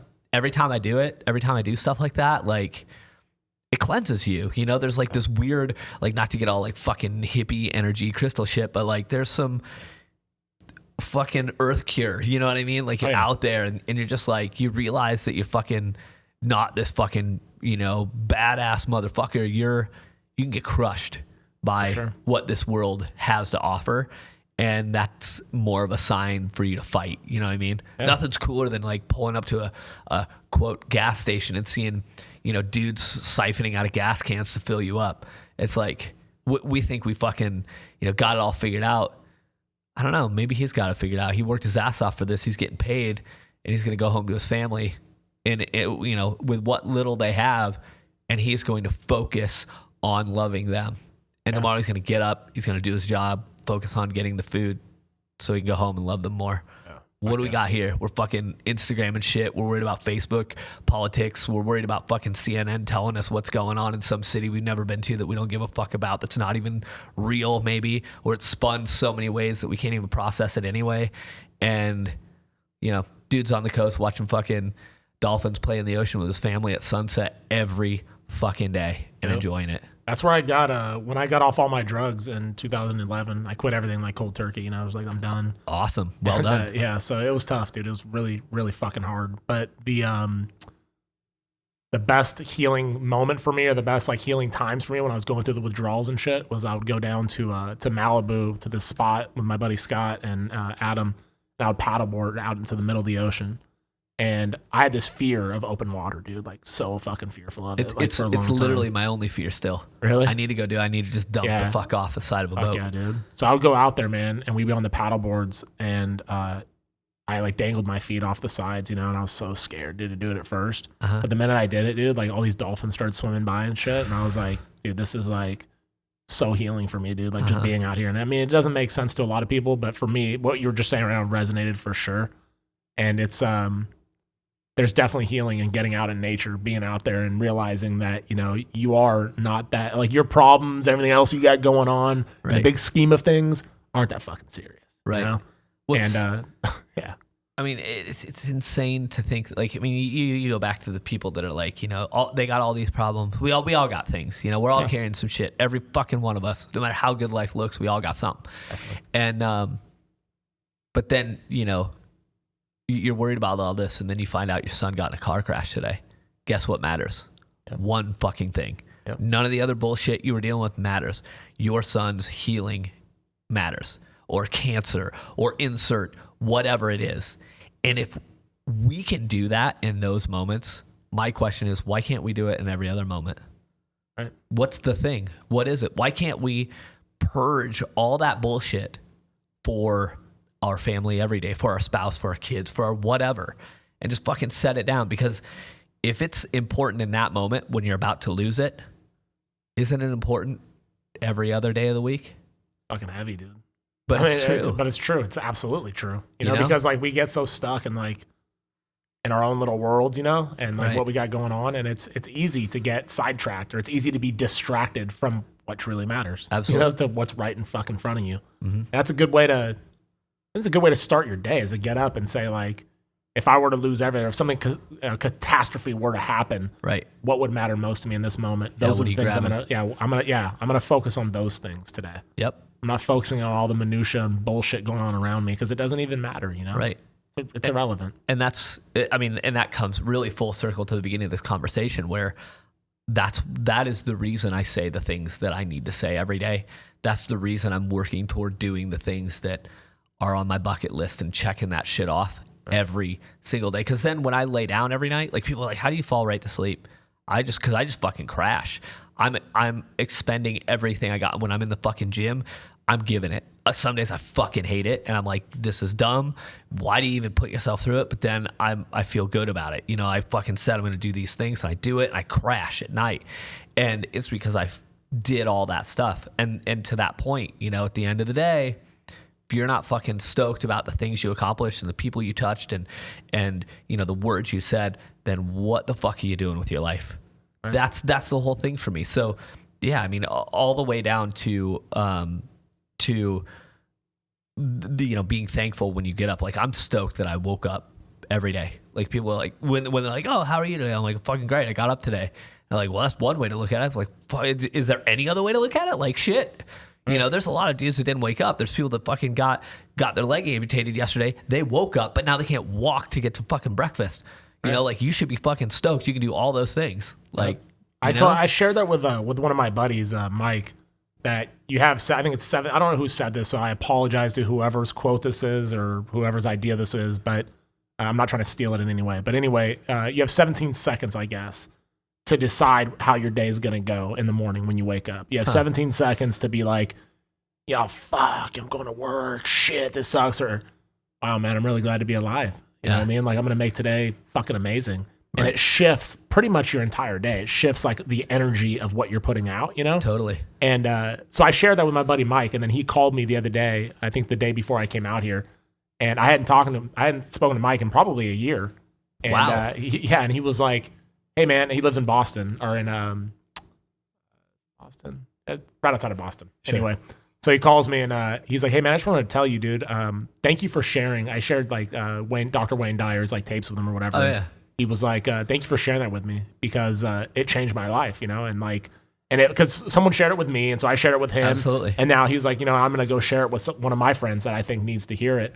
And I appreciate you, man, and I love the shit you're doing, man. I think you're on the right path. That's fucking awesome. And of course, you know, I'm like, fuck, dude, that's fucking gnarly. You know what I mean? Like, to hear that shit from someone I hadn't heard from in a long time, you know, that I care a lot about. Or that you even know they're still watching, they're still practicing, for sure. They're still doing it. That's huge, dude. Definitely, Congratulations that you're making like an impact. And it wasn't my material; it was just material that was beneficial to me, and I interpreted it whatever way I did. And value. You provided that in whatever form, as long as you got value. That's awesome. Yeah, no. So I was digging that shit. But anyway, I want to get back to you now. Like, so.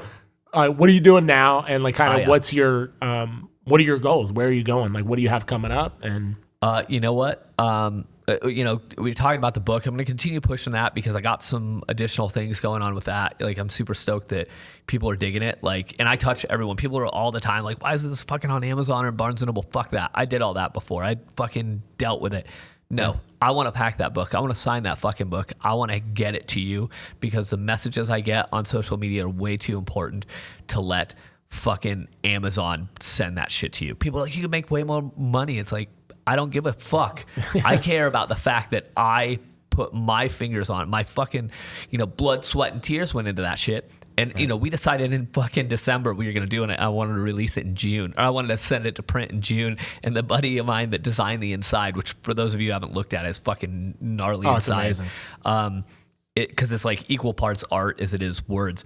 Anyway, he's like, dude, like, that's 6 months you're going to fucking write, and we're going to put together and print a fucking book in 6 months. I'm like, yeah. So we did. Anyway, I guess for me, like, to be able to get it out so fast and fucking bleed into it and know that people are kind of getting it. Does that make sense? Like, they're ingesting it the way it's intended. Yeah. I can't devalue that connection by letting someone else do that, like pack it and send it, if that makes sense. I can't right now. Sense. It may get there, but I can't. It's too personal. And again, money doesn't mean shit. It's about knowing that I care. You know what I mean? Knowing that I'm making that connection. So anyway, I'm going to continue promoting that, talking about that. I got some speaking gigs coming up. I do a lot of high schools and junior highs and stuff. So I got several of those kind of coming up through March. Nothing super crazy. I used to do a really heavy schedule, but I can't. It takes too much out of me. I'm not doing it anymore. Right. Yeah. So, and plus I got some adventures coming up, which I can't reveal yet, but you'll see them on social media. And again, I have a few things that I got to check off my bucket list. Like I said, Peru, something. I got something coming that I got to knock out in 19. So, but to be honest, as far as it goes, like as far as like, specific projects or like, is another book coming or something? I don't know yet. Because like I said, if you would ask me in November last year, are you ready to write another book? I'd be like, fuck no, I'm not living that shit. If you asked me December 15th, I would have been like, yeah, I met yesterday with my buddy Chad, who's designing the book, and we're going to release in fucking June. I don't know. Shit just strikes me and I'm ready. But if I don't have that fire, because it's not about money, it's about passion. Definitely. If I don't have that fire, I'm not doing it. So, at the end of the day, I just want to, this year, I want to meet people. I want to shake more hands. I want to give more fucking hugs in more places than I've ever done before. And I don't know how I'm going to do it. I don't know what that means yet, but I know it'll happen. Like that's it. That's where I'm at, because Instagram and Facebook and stuff, that's cool. But anytime I'm in a city, people are always like, God damn, I'd love to meet up. And I'm just like, okay, fucking breakfast tomorrow morning. And they're like, are you fucking serious? I'm like, fuck yeah, show up. They're like, you don't even know me. I could murder you. I'm like, yeah, I know, but I'm trusting your shit. Like, fucking tell my mom, she's like, do you realize like they could skin you? And I'm like, they could, but they're not going to, because that's not how the fucking world works. And you're not putting the energy out like that, dude. Right. You know what I mean? I think you get back what you put out, and just in my opinion. But yeah, absolutely. I got 2 questions for you. Shoot. First one is, if there was one person or book, it could be a person or a book or both, that inspired you the most, that kind of got you on the path that you're on, or that just inspired you, who would it be and why? That's the first question. The second one I'll wait for, and then, so sure. You know what? It's so weird because all my heroes were addicts. But it's weird because, I mean, Nikki Sixx, from the time I was a kid, like, my older brother listened to a lot of like hair metal and shit. So of course I hear, Motley Crue, and I'm into the band and everything. And this was right at like that time, that window where they all just got sober and like were being vulnerable about that, and like, oh, my dad fucking left and my grandma took care of me and all these things. And I'm hearing it, like vulnerability, like this is why I was treating it with substances. And I was just like, fuck. And then the creativity that came out of that guy, and the fact that he was tattooed, and like I have him tattooed on my arm. It looks kind of like Michael Jackson now because it's old, but like, I would go all the way back to probably him in my early life in terms of, the dude that really set me on my path. But more than that, and I know I mentioned it yesterday, more than that, I can't narrow it down to any real one person, because like I said, with Nikki, it was these things, and then I mentioned Phil Anselmo and Henry Rollins and all these guys that for different reasons kind of molded me. But really truly from a real high level, fucking hardcore music, The Breakfast Club, and the movie Pump Up the Volume. Fucking love it. That's it. That because the hardcore music had that PMA, the Bad Brains and fucking Cro-Mags, and like all those bands, all the way through even like the New Breed, with Hatebreed and those guys, fucking Madball, like that shit really kind of kept that positive mental attitude. And then like the connections, this establishing connections, like in the Breakfast Club, I mean, that's what it was. These fucking different personalities come together and realize, shit, we're different, but we're the same. And like, that's fucking life. That's every day for me. And Pump Up the Volume holds, for those who haven't seen it, it's a Christian Slater film about a pirate radio station. And it's basically exposing people. It's a big middle finger to the town, I think it was Phoenix, that he lived in, because he didn't fit, and he was calling out all the bullshit. And I still am a fucking punk rock guy at heart. Like, I hate fucking authority. I have respect, but I hate authority. And if there's shit I see and I don't like it, I'm gonna fucking set out to change it. I'll do it through the right channels, and I'll do it respectfully, but keep in mind, I'll do it with middle fingers up the whole fucking time, because I don't need anybody else's bullshit.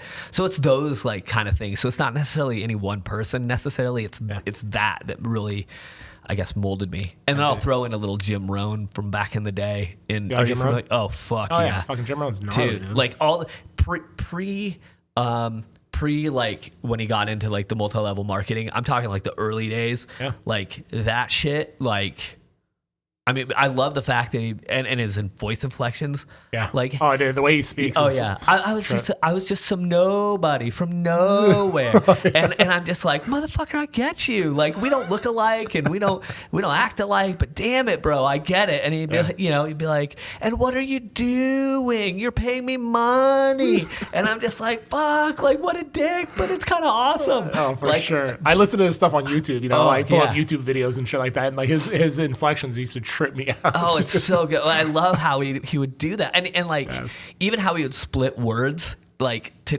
get people to like because like when I'm talking, like I in like a big room, I mean I make jokes and stuff, and but Like he would adjust how he said words to pull them along to the end of the word, right. So then they got the joke. And I fucking love that. I'm just like, where does that even come from? You know what I mean? It's so great. Yeah, I don't even know if I could do that. I would have to like totally change. That was a good impersonation, actually. Yeah? That was good. That was really good, for sure. Yeah. So the next question I'm going to ask you is, and I think I'm going to rephrase this because I used to ask people like, what's the biggest regret that you had? And sure. like, and the reason I'm asking it, I'll just say this, like, is there anything in your life that, that you would want somebody else to not have to go through the same heartache? You know what I mean? Where it's like, hey, listen, I can teach you this lesson so you don't have to deal with the same bullshit that I did. What would it be? Because I think we can all look back on our life and be like, damn, I would have done that differently, dude. I could save someone else this heartache and share that story with them. So for you, what would that lesson be? What would that one lesson that, if there's one that you could think of, that would change someone's life that they don't have to experience the same shit? That's a real good question. That's a heavy question. Right. Because I mean, if you say things that I regret, like, you know, I can't say that I really regret anything, all Right, that bullshit that everybody says, because that's true. It wouldn't be who I am.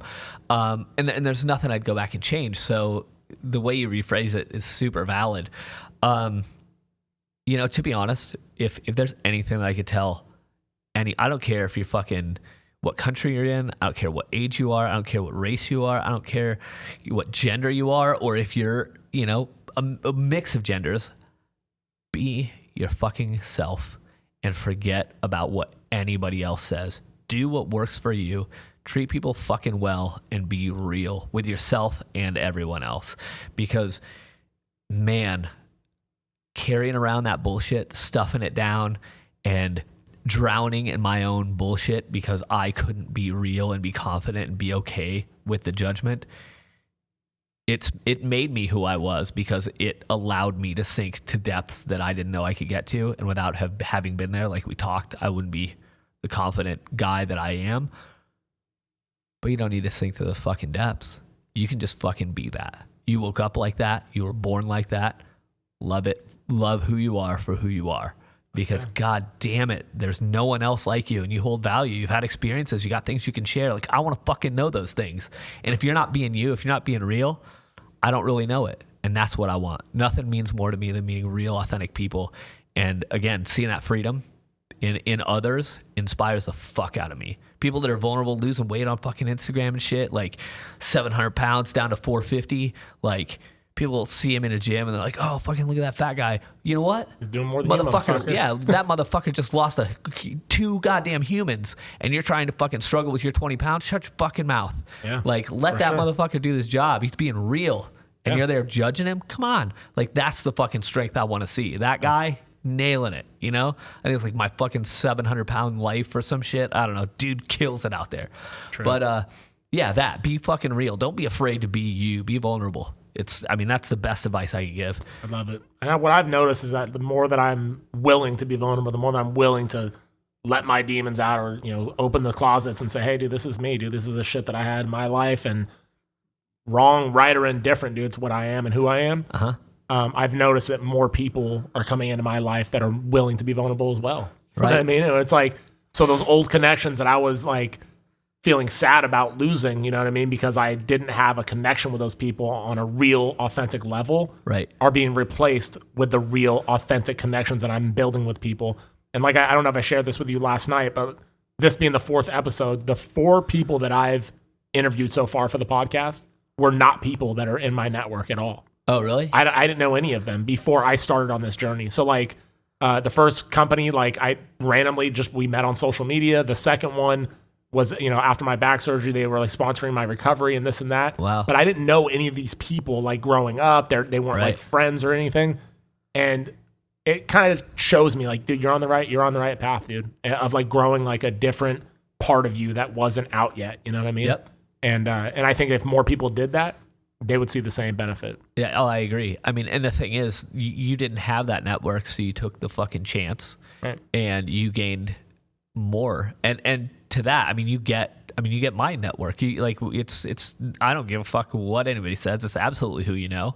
And you're a good dude. You want people that I'm connected with, let's figure that shit out. Like, that's how it should be. Like, we were talking just before this, like, oh man, I know this dude, and I'll connect you. Like, value. Again, that's so huge. And the thing that's really funny to me is all those fucking angry motherfuckers out there that are pissed about everything. And they're like, oh, I'm not fucking doing that. I'm not giving them any help. Jesus Christ. All they're going to do is use it against me. What's gained? You're fucking holding all this to yourself, and you're bitter and pissed, and you're right where you're supposed to be, bitter and pissed. But, the more that I get out there with people that are vulnerable and real and honest, they're like, hey, buddy, fucking high tide raises all ships, man. I'm in, get in my boat. Let's go. We'll fucking sail on, and it's like, they're willing to help. They're willing to give. And that's so huge. And it's like, shit, that dude's a fucking gazillionaire rock star, and he's fucking shooting me a text like, give me some fucking business advice. Like, what the fuck is this my life? Like, when the fuck did that happen? You know what I mean? Yeah, but sure. it's just like, if you're not willing to fucking put it out there and be honest, nobody's going to pick that shit up. Yeah. If you're holding it to yourself, you're not going to fucking give, you're not going to get. Right. So I feel you, dude. I appreciate the shit out of that, man. Because that's kind of the thing, is that, like, if you don't take the chances and you don't take the risk, you don't get the rewards from it, And that's kind of where, like, when I told you, when I reached out to you, I was nervous, you know what I mean? Like, I was like, dude, I'm probably not going to hear back, but it's all right, you know what I mean? I'm just going to keep doing what I'm doing, and right. And I'll keep plugging along. And if I need to, network with some people that I've already known to get the podcast going, then I'll do that. But I'm going to keep fucking trying, dude, and keep plugging away and just see where it takes me, man. Yeah. I'm going to fly all over the world doing this podcast thing, dude. That's my goal, And you'll do it. You will absolutely do it, because what do you have to lose? That's the fact. Nothing. Exactly. Absolutely exactly. Nothing. And you're gaining every day because you were willing to lose the nothing that you had to lose. Fuck yeah, man. I genuinely appreciate you, like, giving me the opportunity to interview you, man. And like I said, there was so many good takeaways from our having dinner last night and then meeting today and talking on this podcast. I've learned more than I think than you're probably even aware of, like, as a person and as a man and as a human, like, dude, there's a lot of things I need to work on to get to where I need to be, like, to get on that level of, like, the freedom, of being like, dude, being authentic, being real, being raw. And I appreciate the shit out of you, man. And I think, one of the things I wanted to do, and I was like, I almost did it at the hotel. I read your book already, and I was like, well, I don't want to hold on to things anymore. Like, this is a book. I don't need to hold on to it. Like, I know Joshua now. I can reach out to him whenever I want to now. Absolutely. And I wanted to leave it in the hotel because I wanted to leave that value for somebody else. Right. But it wasn't calling to me enough. It wasn't like, I don't want to leave it here because then, it might get thrown away or whatever. Sure. So I was like, well, maybe on the airplane, I'll have the calling to do that, where it's like, I'm going to leave it there and someone else is going to pick up this book and get as much value as I did from it, That's awesome. I mean, you might end up in a conversation and be like, what are you out here for? Oh, I'm out here for this and whatever. And they'll be like, oh, fuck, what's that about?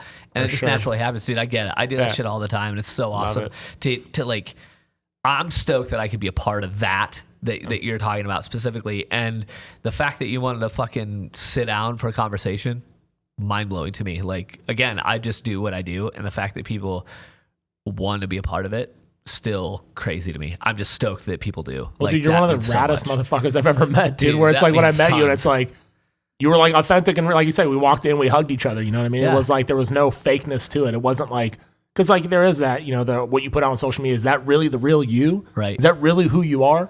Well, dude, I'm here to tell you that's the real Joshua Coburn, like, that you're seeing on social media. That's the real Joshua Coburn in person. Thank you. And so I appreciate the shit out of you, man. And thank you for coming on. And I think you guys are really going to enjoy this. So pleasure's mine. Thanks, Thank you. Thank you for listening to My Backstory. Stay motivated and stay connected off the show. Follow at my_backstory_ to be a part of the journey to recovery and to see where your story goes. Or visit us online at hereismybackstory.com.